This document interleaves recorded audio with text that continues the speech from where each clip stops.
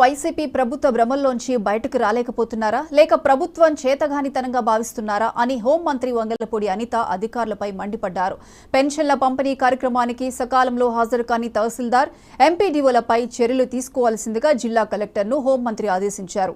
అనకాపల్లి జిల్లా పాయకారావుపేట నియోజకవర్గ పరిధిలోని ఎస్ రాయవరం మండలం పెదగుమ్మలూరు గ్రామంలో జరిగిన పింఛన్ల పంపిణీ కార్యక్రమంలో హోంమంత్రి అనిత పాల్గొన్నారు. మంత్రి వెళ్లే సమయానికి ఎంపీడీఓ సత్యనారాయణమూర్తి, తహసీల్దార్ జయలక్ష్మి హాజరు కాకపోవడంపై మంత్రి తీవ్ర అసహనం వ్యక్తం చేశారు.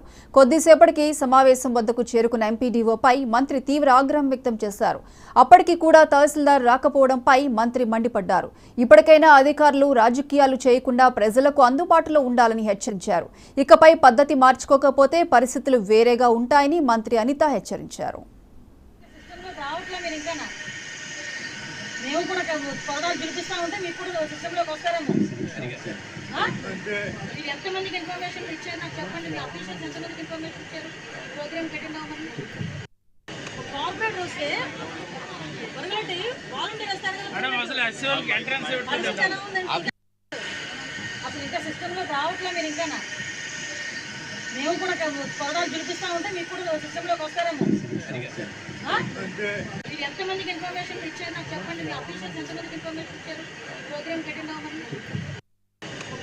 వస్తే